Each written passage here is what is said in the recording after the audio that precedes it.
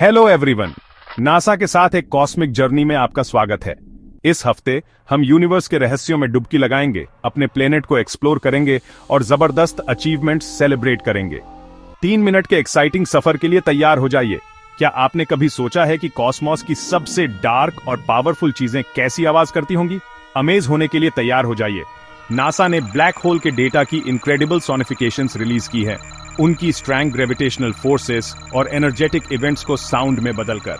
Universe के giants की फुसफुसाहट सुनने का इमेजिन करो। ये सिर्फ डरावनी वॉइसें नहीं है, ये हमारे लिए ब्लैक होल्स के आसपास के एक्सट्रीम फिजिक्स को एक्सपीरियंस करने और समझने का एक नया तरीका है। चंद्रा, वेब और एक्सपी जैसे टेलीस्कोप्स के डेटा का यूज करके यह अनदेखे का एक सिम्फनी है। अनदेखे की बात करें तो James Webb space telescope exoplanets हमारे सोलर सिस्टम के बाहर के प्लैनेट्स के बारे में हमारी समझ को बदल रहा है। सब नेपच्यून्स, हालांकि वो हमारे सूरज का चक्कर नहीं लगाते, लेकिन ये सबसे कॉमन टाइप के प्लेनेट हैं जिन्हें हमने डिस्कवर किया है। लेकिन ये छोटे गैसी वर्ल्ड्स अक्सर धुंध की परतों के पीछे छिप जाते हैं। TOI 421b नाम के एक फैसिनेटिंग सब नेपच्यून को ऑब्जर्व करके वेब धुंध के पार देख रहा है, उनकी बनावट और एटमॉस्फेयर के बारे में जरूरी डिटेल्स बता रहा है। यह ग्राउंड ब्रेकिंग रिसर्च हमें इन कॉस्मिक नेबर्स के रहस्यों को सुलझाने में मदद कर रही है। अपना ध्यान धरती की तरफ लाते हुए नासा हमारे अपने प्लेनेट का भी ध्यान से अध्ययन कर रहा है। न्यू इंग्लैंड के पानी में एक खतरे में पड़ी नॉर्थ अटलांटिक राइट व्हेल कैलानस फिनमार्चिकस नाम के छोटे ज़ूप्लैंक्टन पर निर्भर करती है।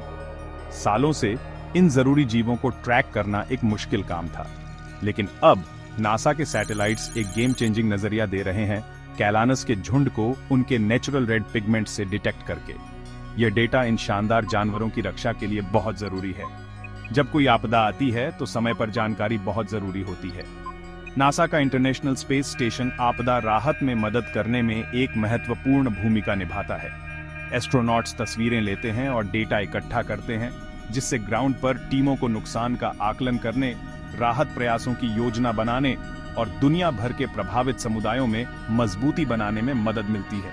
इस जरूरी काम के बारे में Houston we have a podcast के लेटेस्ट एपिसोड में और जानें, जहां नासा के scientist Will Stefanov details share करते हैं। बस इतना ही नहीं, नासा एयर क्वालिटी पर भी जरूरी डेटा दे रहा है। हमारे ओजोन लेयर पर की गई फैसिनेटिंग रिसर्च को क्यूरियस यूनिवर्स पॉडकास्ट पर हाईलाइट किया गया है।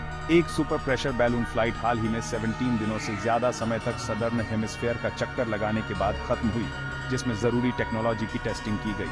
और 2024 के टोटल सोलर एक्लिप्स के नासा के शानदार कवरेज को 2 एमी अवार्ड नॉमिनेशन मिले हैं। एक और एक्साइटिंग न्यूज में एस्ट्रोनॉमर्स ने एक कॉस्मिक स्पेस जॉर्ज डिस्कवर किया है, एक ब्लैक होल जो 600 मिलियन लाइट ईयर दूर स्टार्स को निगल रहा है। और प्रेसिडेंट ट्रंप ने मैथ्यू एंडरसन को नासा के डिप्टी एडमिनिस्ट्रेटर के रूप में नॉमिनेट किया है। अंत में हमारा डू यू नो सेगमेंट हमें समय में पीछे ले जाता है।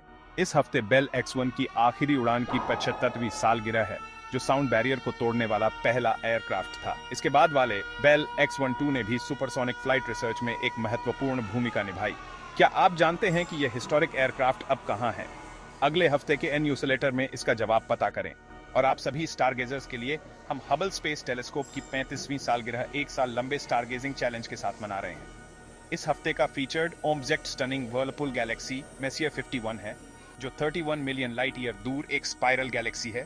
अपना टेलीस्कोप पकड़ो और सेलिब्रेशन में शामिल हो जाओ। नासा के साथ यूनिवर्स को एक्सप्लोर करते रहे। nasa.gov पर विजिट करें और लेटेस्ट डिस्कवरीज और मिशंस के बारे में अपडेट रहने के लिए हमें सोशल मीडिया पर फॉलो करें।